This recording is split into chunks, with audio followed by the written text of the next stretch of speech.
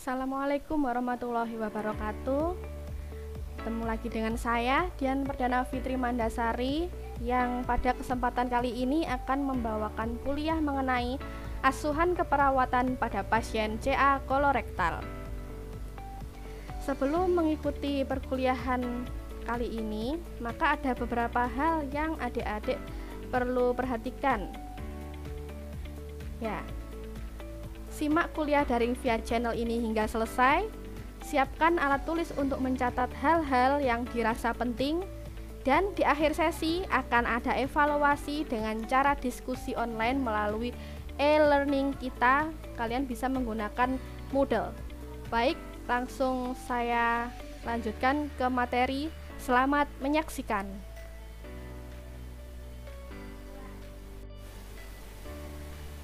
Kita mulai dari definisi. Kolorektum. Nah, kolorektum ini adalah gambaran dari kolorektum. Kolorektum itu adalah kepanjangan dari kolon dan rektum. Kolon yaitu usus besar yang diakhiri atau bermuara pada rektum. Ini adalah bagian luas dari saluran pencernaan kita, di mana saluran pencernaan kolorektum ini terdiri dari sistem pencernaan yang terdapat kolon atau usus besar, kemudian rektum ini, dan diakhiri pada anus. Di sini kita bisa lihat ada appendix atau biasa disebut dengan umbai cacing, ada kolon ascending, arah ke atas, arah mendatar ini kolon transverse, kemudian ke bawah descending, lalu kolon sigmoid, dan diakhiri oleh rektum. Kanker kolorektal ini merupakan suatu pertumbuhan sel yang tidak normal di daerah usus besar ya, di daerah usus besar atau di daerah saluran pencernaan besar ini. Kebanyakan dari kanker kolorektal ini dimulai dari pertumbuhan kecil, adanya polip. Nih, gambar yang diperbesar contohnya seperti ini. Nah, polip ini pada mulanya bersifat jinak atau benigna yang kemudian membutuhkan waktu yang cukup lama sekitar 10 hingga 20 tahun untuk berkembang menjadi karsinoma, adenoma ya, menjadi suatu kanker atau disebut kanker kolon jika itu tumbuhnya di area kolon, baik kolon ascendant, transverse, descending maupun sigmoid. Nah, ini adalah gambarannya. Oleh karena itu, kenapa pada orang-orang dengan konstipasi atau pada bayi-bayi, anak-anak konstipasi, kita boleh memasase secara urutan ILU ya. Jadi seperti ini, diurut dari daerah kolon descendant I, kemudian L dari transverse ke kolon descendant, lalu U mulai dari ascendant, transverse, dan descendant untuk membantu memperlancar buang air besar.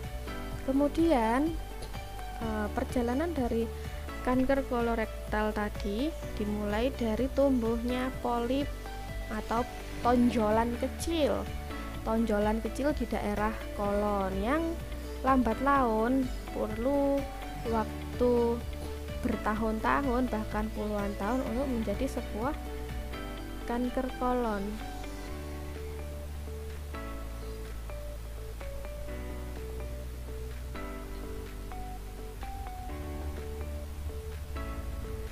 Berdasarkan epidemiologinya, dari survei Globocan 2012, insiden KKR atau kanker kolorektal di seluruh dunia menempati urutan ketiga, sekitar 1.360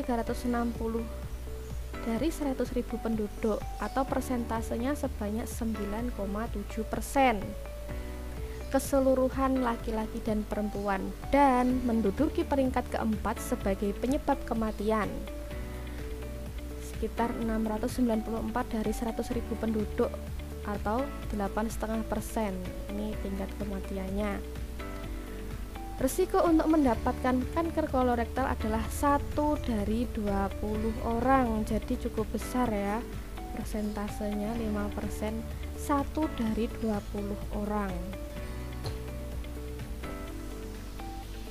Nah, ini salah satu contoh yang diambil yaitu kasus di Hong Kong. Kasus di Hong Kong, lebih dari 90% penduduk di atas usia 50 tahun mengalami kanker kolorektal.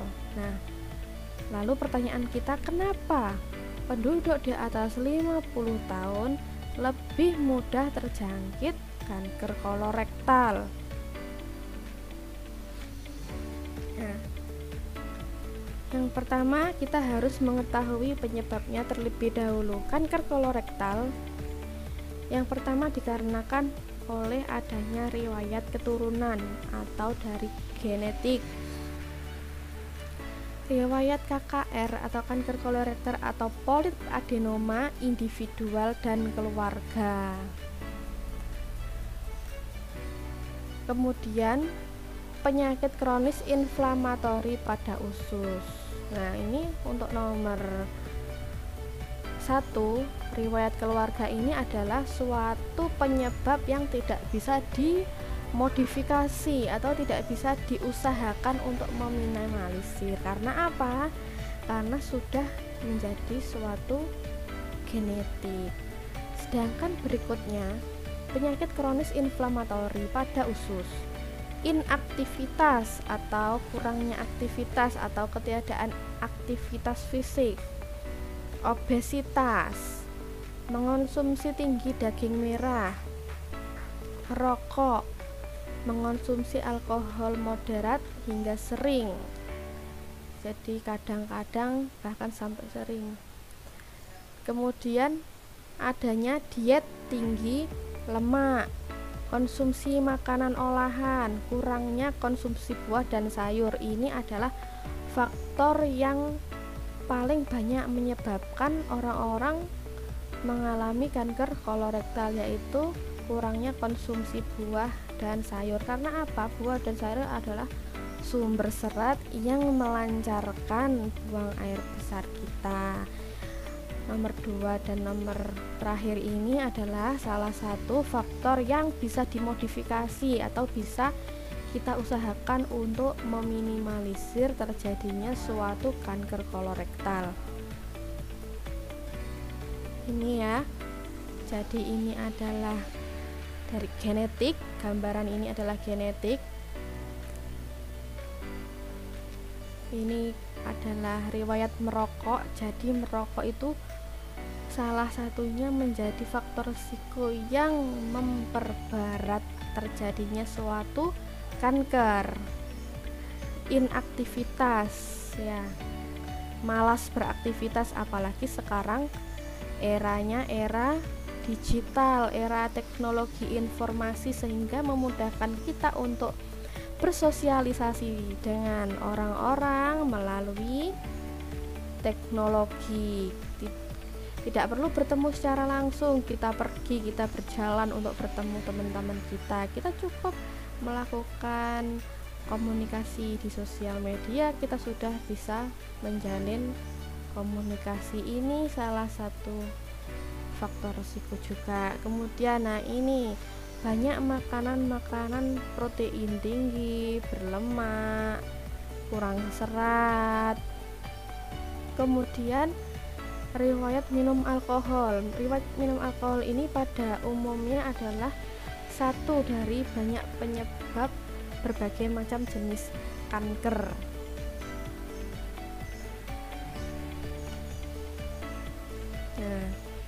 sini lebih dijelaskan lagi ya.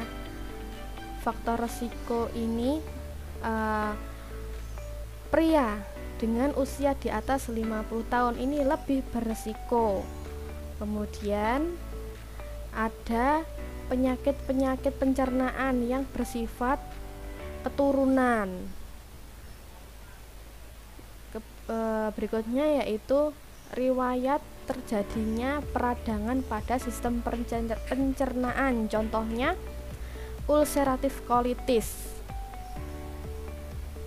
Kemudian ada riwayat polip pada kolon.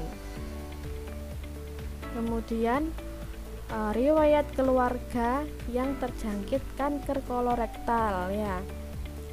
Umumnya terjadi pada close relatives atau keluarga dekat, yaitu orang tua, sibling atau saudara kandung, kemudian anak-anak ya. Gambarannya seperti ini. First degree relatives refer to parents, siblings, sons or daughters. Ini adalah golongan risiko tinggi ya. Ini artinya first degree. Jadi hanya satu tingkatan. Semisal kita sebagai anak, maka orang tua kita adalah bagian dari first degree, satu tingkat di atas kita, atau anak-anak kita satu tingkat di bawah kita. Kemudian pada saudara kandung kita. Nah, saudara kandung kita ini kan memiliki genetika yang sama dengan kita, yang diturunkan oleh orang tua kita. Mungkin saja orang tua kita itu membawa suatu karier kanker, kemudian karier bertemu karier sehingga muncul pada diri salah satu anaknya. Nah, berarti orang-orang yang berada satu tingkat atau satu langkah di atas, di bawah dari penderita kanker ini juga memiliki faktor resiko tinggi atau dimasukkan ke dalam golongan resiko tinggi.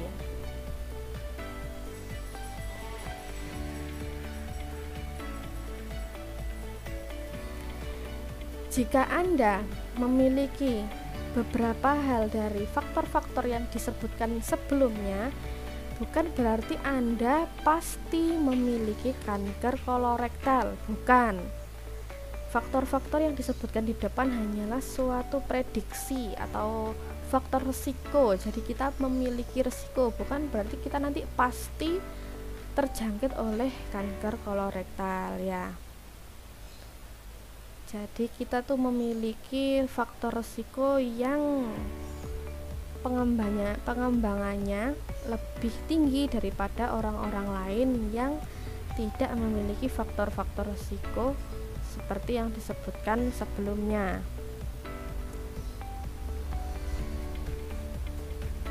Penyakit inflamasi usus adalah kumpulan penyakit kronik ulcerative colitis dan Crohn disease yang menyebabkan terjadinya inflamasi dan atau ulcerasi pada usus besar. Inflamasi itu adalah peradangan, ulcerasi adalah perlukaan pada usus besar sehingga menimbulkan nyeri pada perut, diare, demam, dan penurunan berat badan. Kenapa kok bisa menyebabkan rasa nyeri pada perut? Karena adanya inflamasi. Diare karena adanya inflamasi menyebabkan peristaltik usus meningkat. Demam adalah bagian dari proses inflamasi, peningkatan suhu tubuh. Penurunan berat badan karena adanya rasa kurang nyaman, adanya nyeri pada perut, sehingga intake makanan yang masuk ke tubuh itu juga kecil sehingga menyebabkan penurunan berat badan. Ditambah lagi jika ada diare, ini akan cepat menyebabkan penurunan berat badan. Individu yang terkena ulcerative colitis selama 10 hingga 20 tahun akan mendapat risiko atau kemungkinan terjadinya kanker kolorektal 0,5% per tahunnya dan 1% per tahun setelah 20 tahun setelah munculnya ulcerative colitis. Ini adalah suatu angka prediksi.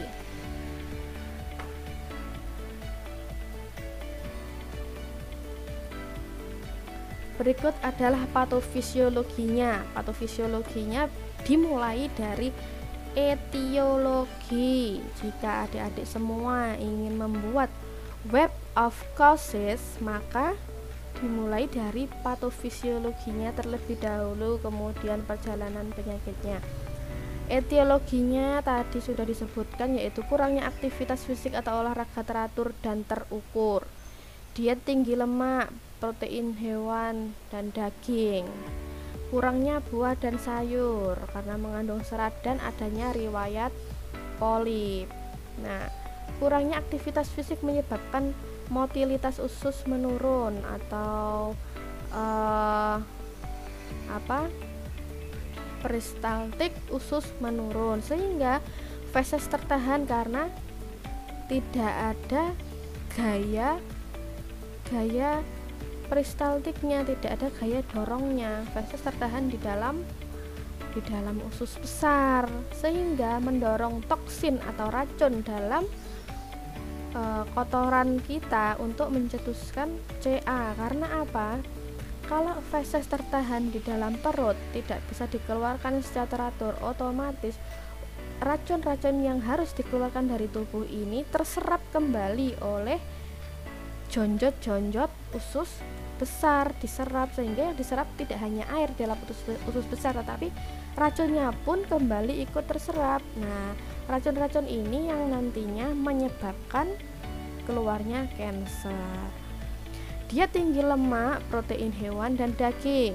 Ini menyebabkan kadar lemak dalam feses itu meningkat, mengubah flora menjadi bakteri Clostridia dan Bacteroides, sehingga mengekskresikan enzim 7-alfa dehidrosilase, sehingga mencerna asam menjadi asam yang memiliki efek karsinogenik. Jadi terlalu diet tinggi lemak, protein hewan ini menimbulkan suatu efek karsinogenik, efek racun. Adapun untuk kekurangan serat, menurunkan zat antioksidan. Antioksidan ini bagus untuk imunitas tubuh, fungsi imunitas, menyebabkan penurunan perlindungan sel dari efek karsinogenik. Jadi ini adalah suatu kompensasi tubuh kita ya. Jika ada sel atau efek karsinogenik, maka ada kerja dari tubuh kita untuk melakukan perlawanan dan perlindungan. Perlindungan ini didapatkan dari antioksidan yang didapat dari sayur dan buah. Oleh karena itu, kita semua harus memiliki asupan nutrisi seimbang. Sekarang tidak ada lagi ya nutrisi atau gizi 4 sehat 5 sempurna. Sudah lama diganti menjadi gizi seimbang karbohidratnya, protein nabati, protein hewan, lemak nabati, lemak hewani, serat, vitamin ya. Seperti itu. Kemudian adanya riwayat polip. Riwayat polip yang tadi sifatnya benigna atau jinak selama 10-20 tahun perjalanannya. Jika tidak diketahui, maka polip tersebut akan menjadi ganas sehingga merusak jaringan normal dan meluas. Pertumbuhan sel abnormal pada kolon atau rektum. Nah, ini tadi karena di depan tadi yaitu efek karsinogenik, sehingga menyebabkan pertumbuhan sel abnormal pada kolon atau rektum, menyebabkan sel kanker bermetastase atau menyebar. Bermetastase itu artinya melakukan suatu penyebaran langsung ke organ terdekat, menyebabkan metastase ke vesika urinaria atau saluran perkemihan, kemudian ke uterus atau sistem reproduksi, vagina dan prostat pada laki-laki. Adapun penyebaran limfogen atau secara melalui kelenjar getah bening, Metastasenya melalui kelenjar para iliaka, mesenterium, dan para aorta. Adapun penyebaran hematogen atau secara melalui penyebaran dari pembuluh darah, maka metastasenya melalui pembuluh darah hepatikum dan intraabdominal. Pembuluh darah hepatikum adalah pembuluh darah yang masuk ke dalam hepar atau hati. Hepar atau hati kan fungsinya untuk menetralisir racun, untuk masuk ke dalam kandung empedu. Intraabdominal atau di daerah abdomen. Abdomen itu terdiri dari pembuluh-pembuluh darah kecil dan halus. Nah, di situ kalau penyebarannya melalui pembuluh darah otomatis bisa menyerang intraabdominal.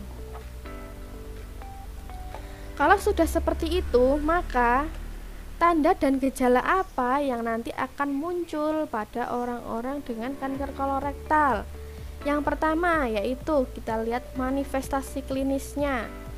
Perubahan kebiasaan defekasi atau buang air besar dengan alasan yang tidak diketahui, kurang lebih terjadi selama 2 minggu berturut-turut.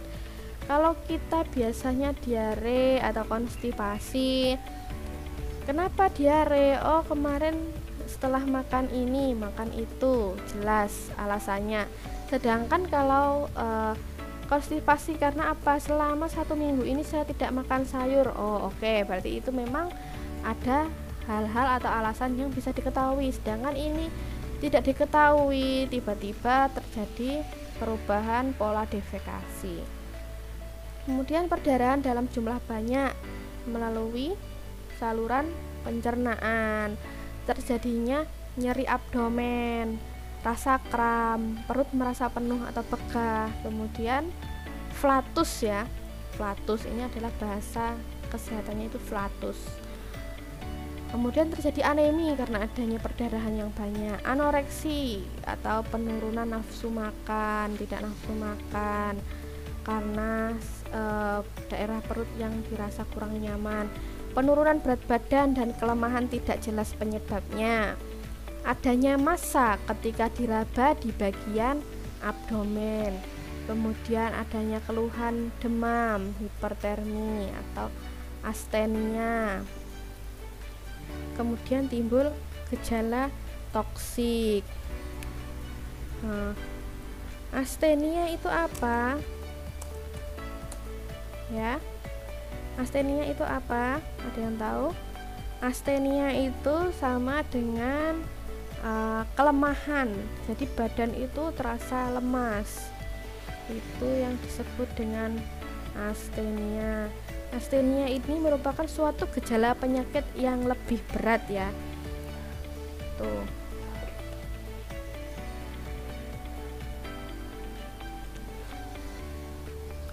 Gejala dan tanda yang menunjukkan nilai prediksi tinggi akan adanya KKR atau kanker kolorektal. Jika saya mengucapkan KKR itu artinya kanker kolorektal. Keluhan utama dan pemeriksaan klinis. Ya, ini dari keluhan utamanya. Keluhan utama dan pemeriksaan klinis yaitu perdarahan per annum disertai peningkatan frekuensi defekasi dan atau diare selama minimal 6 minggu. Perdarahan per annum tanpa gejala anal. Ini umumnya terjadi di atas usia 60 tahun. Kemudian peningkatan frekuensi defekasi atau diare selama minimal 6 minggu di atas 60 tahun. Lalu adanya massa yang teraba pada fossa iliaca dextra. Ini bisa terjadi pada semua usia. Kita lihat fossa iliaca dextra. Jadi dextra itu artinya kanan. Jadi kira-kira di daerah ini fossa iliaca ini artinya di daerah kolon ascendens ya. Massa intraluminal di dalam rektum. Jika dilakukan suatu pemeriksaan di daerah rektum ini teraba adanya massa. Kemudian tanda-tanda obstruksi mekanik usus. Jadi proses pencernaan itu tidak lancar ya, adanya obstruksi, mungkin nanti terjadi konstipasi. Setiap pasien dengan anemia defisiensi ferrum atau zat besi, hemoglobinnya kurang dari 11 untuk laki-laki dan kurang dari 10 gram untuk perempuan pasca menopause.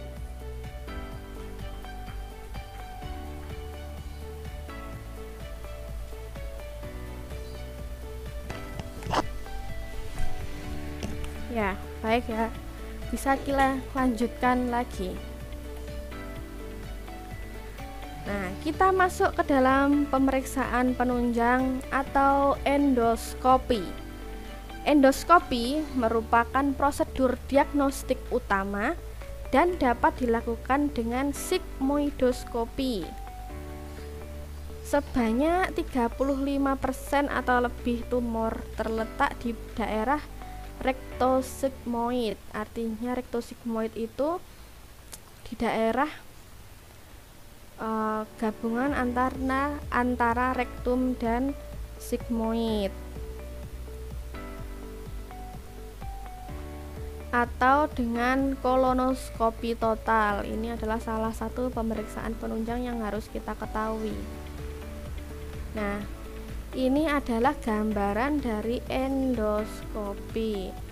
Kalau endoskopinya ini, contoh yang saya gambarkan adalah endoskopi dari atas ya, untuk melihat kondisi saluran pencernaan atas, dilewatkan dari mulut ya, masuk ke lambung, atau nanti jika dari bawah berarti dimasukkan lewat anus. Adalah gambaran dari endoskopi.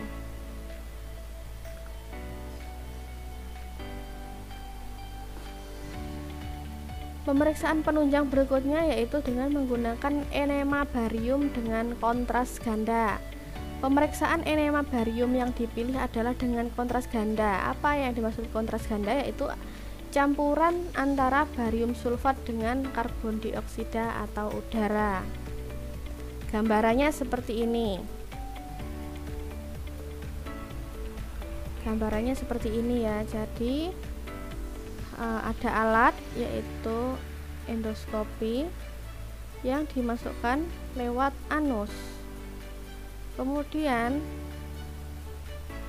cairan itu nanti disemprotkan masuk ke dalam saluran pencernaan bawah ya, lewat kolom ini. Cairan bariumnya itu dimasukkan ke dalam saluran pencernaan besar atau usus besar ini ya. Kemudian dilihat melalui radiologi. Gambarannya seperti apa? Jadi di sini nanti terlihat apakah ada ketidaknormalan di dalam usus besar kita.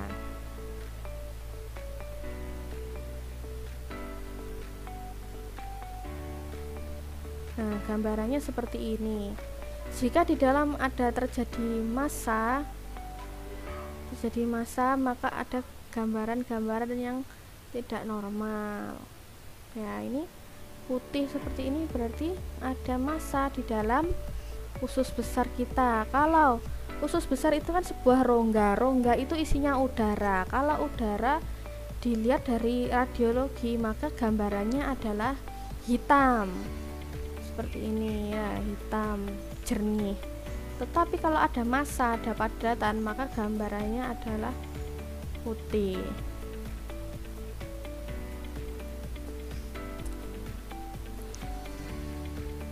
Ini adalah menggunakan enema barium dengan kontras ganda. Pemeriksaan penunjang berikutnya yaitu CT kolonografi atau pneumokolon CT. Modalitas CT yang dapat melakukan CT kolonografi dengan baik adalah modalitas CT scan yang memiliki kemampuan rekonstruksi multiplanar dan 3D volume rendering. Kolonoskopi virtual juga memerlukan software khusus, jadi ini ada software khususnya.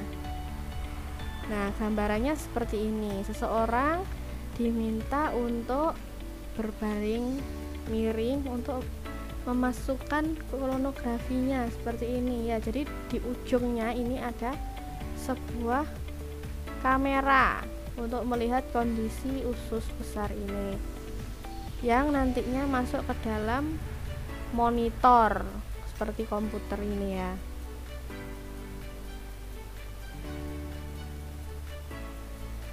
Pada orang dewasa dengan risiko sedang, screening harus dimulai pada individu dengan usia 50 tahun. Dengan pilihan berikut, bisa menggunakan colok dubur, bisa menggunakan FOBT atau FIT setiap 1 tahun sekali. Apa sih FOBT itu? FOBT adalah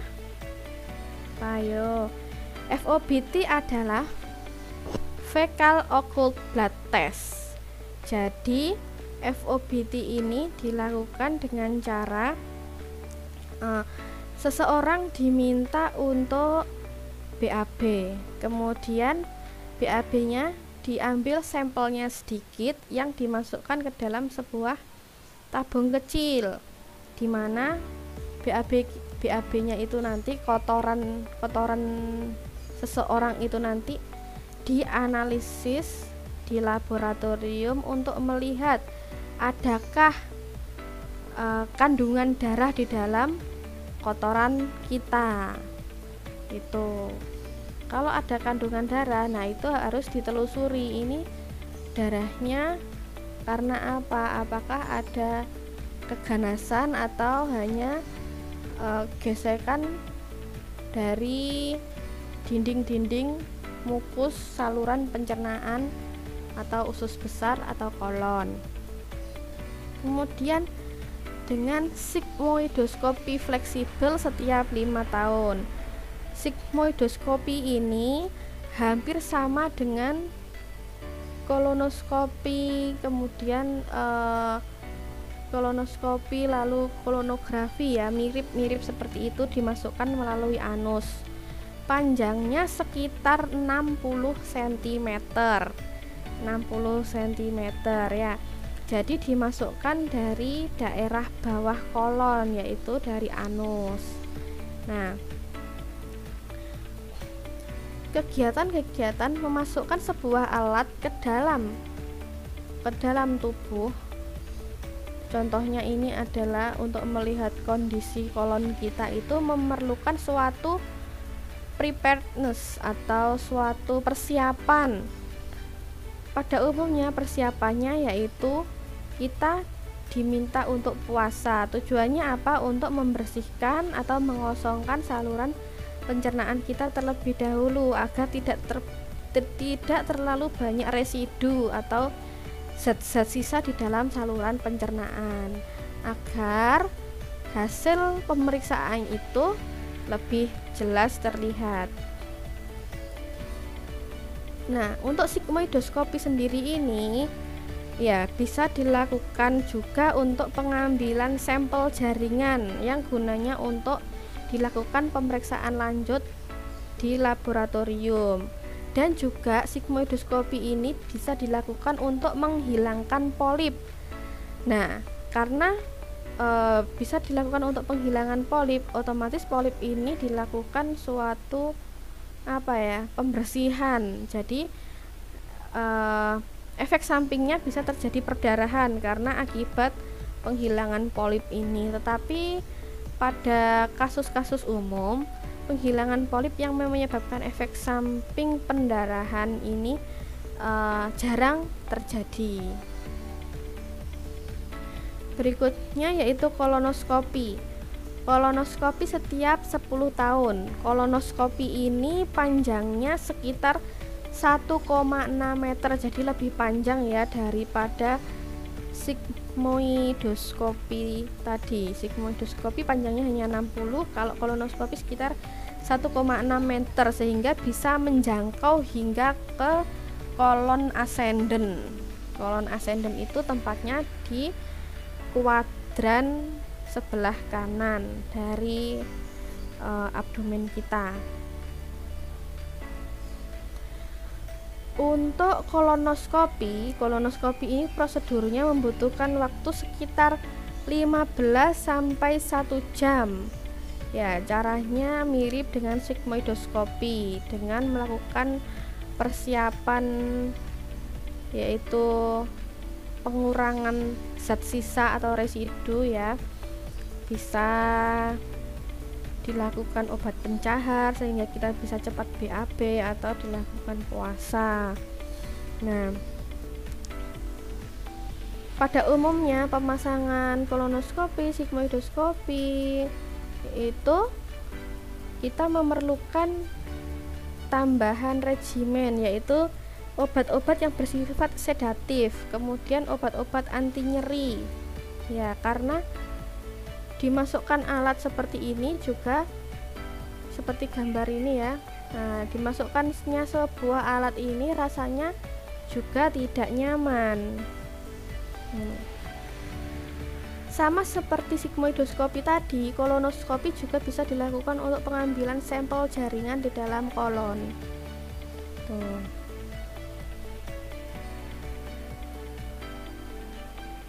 Kemudian barium enema dengan kontras ganda tadi bisa dilakukan setiap 5 tahun, dan CT kolonografi setiap 5 tahun. Ini adalah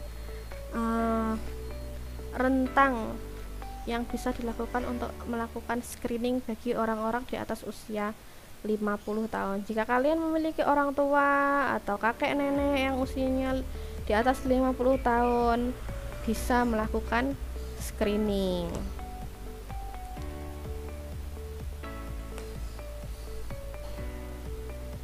Kemudian di sini ada diagnosa bandingnya. Diagnosa banding itu apa? Diagnosa banding itu adalah diagnosa beberapa penyakit yang tanda dan gejalanya mirip dengan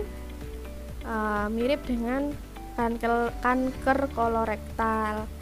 Yang pertama yaitu irritable bowel syndrome atau IBS. Nah, ini irritable bowel syndrome, jadi terjadinya suatu peradangan di daerah utamanya ini kolon ya, terjadinya kontraksi yang abnormal, yang tidak normal, adanya kontraksi atau penyempitan dari saluran pencernaan. Kemudian kolitis ulceratif, ini contohnya kolitis ulceratif ini adalah peradangan di daerah kolon ini atau radang usus, itu adalah kolitis ulceratif. Kemudian penyakit Crohn ini disebut penyakit Crohn karena mirip dengan jagung ya, atau corn. Ini adanya polip yang sangat banyak di daerah kolon. Jadi dinding usus besar ini adanya tonjolan-tonjolan keluar yang menggerombol membentuk polip-polip kecil dan banyak, sehingga disebut dengan penyakit Crohn. Kemudian ada hemoroid atau ambeien atau wasir bahasa Jawanya. Ini tadi ya, kantong-kantong seperti ini contohnya, tetapi sangat banyak menggerombol, yang disebut dengan penyakit Crohn. Kemudian ada fisura anal. Fisura anal itu adalah adanya robekan atau luka yang terbuka pada dinding saluran anus. Robekan atau saluran terbuka ya. Kemudian ada penyakit divertikulum. penyakit divertikulum itu adanya kantong-kantong kecil yang menonjol di dinding bagian dalam usus. Divertikulitis ini terjadi ketika kantong-kantong tersebut meradang dan terinfeksi. Nah, ini contoh dari penyakit Crohn disease ya. Tonjolan-tonjolan di dalam seperti ini, sehingga menyebabkan penebalan dinding usus besar. Nah, di sini juga dilingkupi oleh jaringan lemak.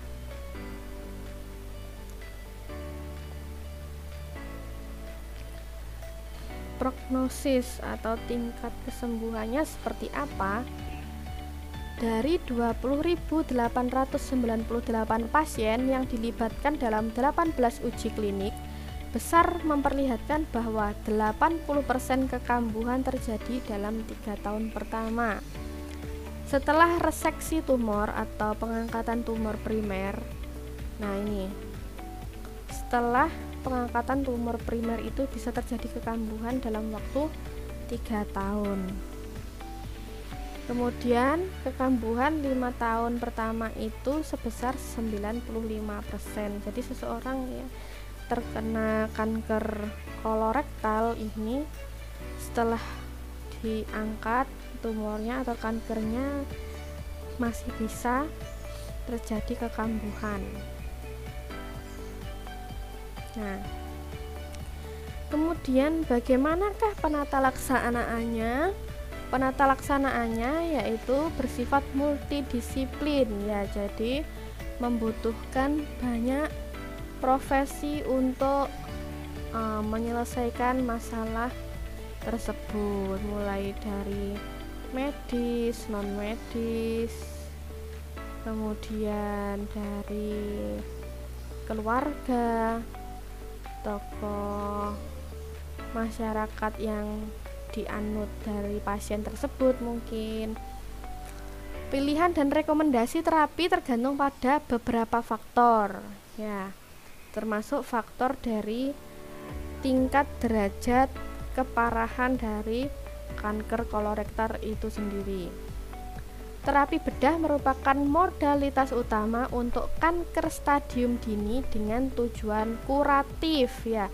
Pengobatan dari kanker stadium dini atau awal ini menggunakan terapi pembedahan. Kemudian kemoterapi adalah pilihan pertama pada kanker stadium lanjut dengan tujuan paliatif atau mempertahankan kualitas hidup pasien. Kemoterapi ini fungsinya bukan untuk mengobati tetapi untuk menekan adanya perburukan ya. Jadi seseorang yang sudah didiagnosis kanker itu mau tidak mau melewati fase kemoterapi ya, karena pada dasarnya kanker sendiri itu sebetulnya belum ada obatnya yang pasti membuat seseorang itu sembuh, karena kanker itu sifatnya apa ya, harus ditangani dengan tujuan paliatif itu. Radioterapi merupakan salah satu modalitas utama terapi kanker rektum.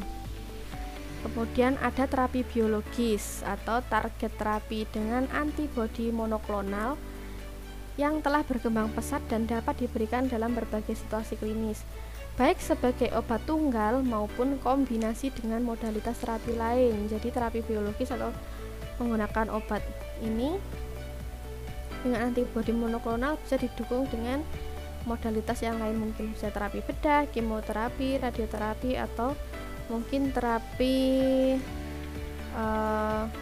komplementer lainnya. Penata laksanaan kanker kolorektal dibedakan menjadi penata laksanaan kanker kolon dan kanker rektum, karena kolorektal sendiri tadi adalah gabungan dari kolon dan rektum sebagai satu kesatuan. Nah, ini untuk tahapan diagnosanya ya. Tahapan diagnosanya berdasarkan dari tumor ada T0. T0 itu tidak ada kejadian tumor primer, kemudian TIS atau karsinoma in situ di mana terjadi di intraepitelial atau masuk ke dalam lamina propria. Kalau T1 itu tumornya sudah menginvasi bagian submukosa. T2 sudah menginvasi muskula propria. T3 sudah menginvasi daerah yang melalui muskula propria kemudian masuk ke jaringan kolorektum daerah tepi. T4A tumor sudah masuk ke area permukaan visceral peritoneum, jadi sudah keluar dari daerah usus besar, sudah masuk ke tetangganya yaitu daerah peritoneum atau rongga perut. Kemudian golongan T4B tumor masuk ke organ-organ lainnya, ini yang sudah menyebar ke organ lain. Kemudian dari sisi kelenjar getah bening atau nodul ya, karena getah bening itu berbentuk kelenjar atau nodul. N0 tidak ada kelenjar getah bening, tidak ada metastase atau penyebaran ke kelenjar getah bening. N1 metastasenya ke daerah 1-3 daerah kelenjar getah bening. N1A masuk ke 1 regional kelenjar getah bening dan seterusnya sampai yang terakhir yaitu N2B, yaitu metastasenya sudah lebih dari 7 area kelenjar getah bening. Nanti bisa dipelajari lagi kelenjar getah bening itu ada di daerah mana saja, nanti bisa dicocokkan dengan persebarannya ini. Kemudian metastasis. Metastasis tingkat 1 yaitu distant metastasis. M0 itu tidak ada persebaran. Kemudian M1 adanya persebaran. M1A persebarannya mengenai pada satu organ di daerah di dekat-dekatnya, mungkin bisa ke hati, ke paru, ke saluran reproduksi. Kemudian kalau 1B metastasenya sudah melebihi satu organ, jadi bisa organ liver dan paru atau liver dan kelenjar getah bening, kemudian liver dengan saluran reproduksi, jadi lebih dari satu organ. Nah, jadi penulisannya stase 0 sampai 4B. Stase 0 itu terdiri dari T, IS, N0, M0 dan seterusnya sampai 4B. 4B itu T-nya tadi T apa? Ya. Kemudian N nodulnya lebih dari 7 kelenjar getah bening, kemudian metastasenya sudah melebihi satu organ.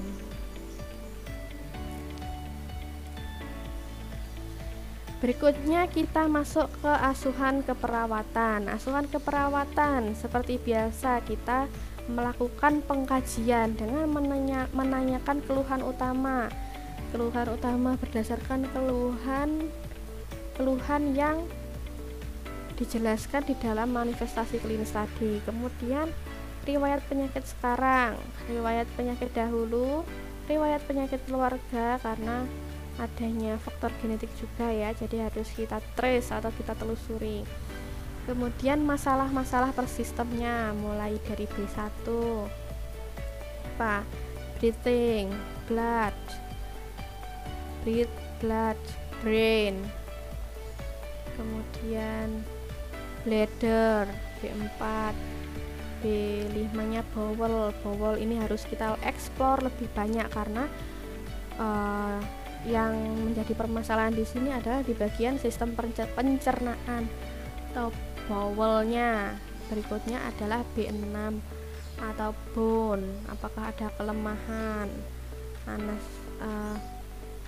adanya kelemahan badan, letargi, kemudian astenia dan sebagainya. Kemudian diagnosis keperawatan yang bisa kita ambil pada kasus kanker kolorektal contohnya yaitu perubahan nutrisi kurang dari kebutuhan berhubungan dengan intake yang tidak adekuat, adanya gangguan absorpsi usus. Kedua, resiko defisit cairan berhubungan dengan intake yang tidak adekuat, malabsorpsi usus, dan penata laksanaan pembedahan. Diagnosis ketiga, adanya gangguan integritas kulit berhubungan dengan efek pembedahan, pembuatan stoma, terapi radiasi, mungkin kemoterapi, dan sebagainya. Resiko tinggi perdarahan intraabdomen berhubungan dengan komplikasi pembedahan. Kemudian risiko tinggi perdarahan intraabdomen bisa berhubungan dengan adanya pemeriksaan penunjang, contohnya tadi sigmoidoskopi, kolonoskopi, kolonografi dan sebagainya untuk meremove atau menghilangkan polip yang bisa menyebabkan suatu side effect atau efek samping yaitu perdarahan. Intervensi keperawatan yang saya ambilkan dari Smeltzer dan Baer tahun 2002 yaitu yang pertama mempertahankan eliminasi pasien karena pasien ada keluhan model atau pola eliminasi yang berubah yang tidak diketahui penyebabnya. Mempertahankan atau meningkatkan kenyamanan dikarenakan dari proses penyakit itu sendiri atau dari prosedur pemeriksaan.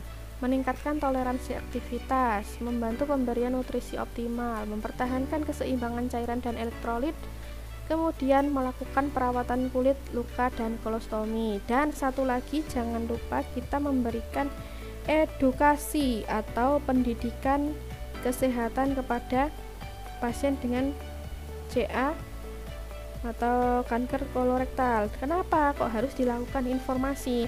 Karena agar pasien memahami penyakitnya, stadium dan langkah-langkah pengobatan yang akan dilakukan, serta komplikasi yang bisa dialami baik itu dari sisi fisik, kejiwaan, sosial, dan seksual. Sehingga tujuannya untuk mengurangi stres atau beban pikiran pada pasien. Pasien bisa melakukan pilihan dari berbagai alternatif pengobatan. Pasien bisa secara disiplin mengikuti program yang telah dirancang oleh kita sebagai perawat yang juga berkolaborasi dengan tenaga kesehatan lainnya. Kemudian kita juga harus memfollow up kondisi pasien setelah dilakukan pembedahan. Selain dari pasien sendiri, juga kita harus memberikan edukasi terhadap keluarga. Kenapa?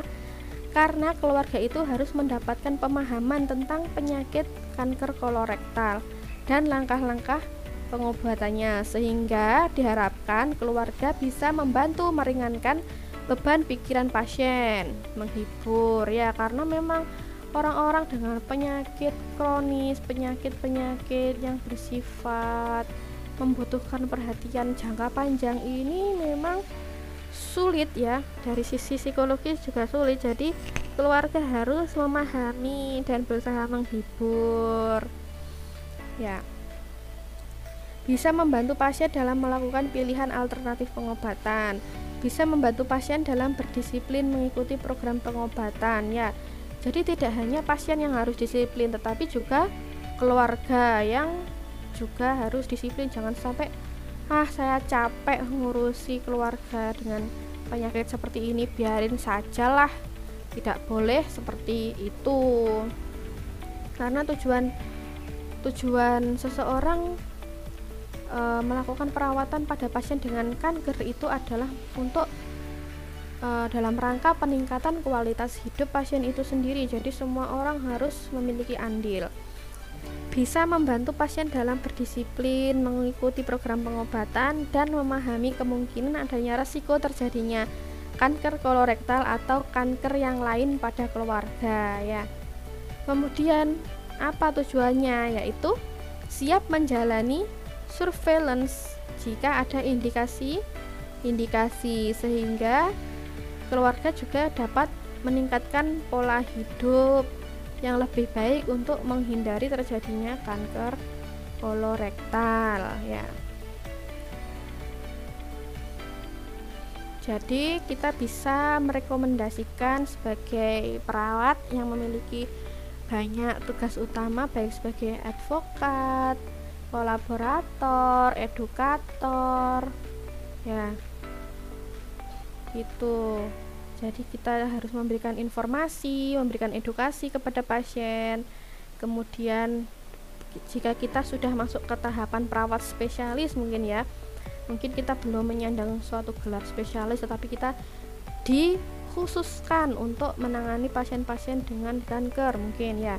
Jadi perawat spesialis yang terlatih dalam tim multidisiplin tersebut bisa ikut membantu dalam memberikan informasi dan edukasi, terlebih terkait dengan penggunaan stoma. Misalkan pasien kita nanti diharuskan menggunakan stoma atau pembuatan anus buatan di daerah abdomen. Kemudian semua pasien baru yang didiagnosa kanker kolorektal ini harus mendapatkan kesempatan untuk berkomunikasi dengan perawat ya. Kemudian pasien yang akan mendapatkan stoma baik itu permanen ataupun temporer sebaiknya dirujuk ke perawat spesialis stoma. Nah, sekarang perawat spesialis stoma ini juga bisa dilakukan oleh perawat yang memiliki sertifikasi rawat luka misalnya, atau yang sudah memiliki keahlian rawat luka yang banyak ya. Tuh, untuk mendapatkan informasi-informasi terkait. Baik, sekian dari saya mengenai kuliah asuhan keperawatan pada kanker kolorektal. Saya harap kalian semua bisa mendapatkan beberapa ilmu dari sini ya. Kalian juga nanti bisa melengkapi sendiri dengan membaca dari berbagai macam sumber, banyak dari jurnal-jurnal terpercaya yang bisa kalian akses. Oke?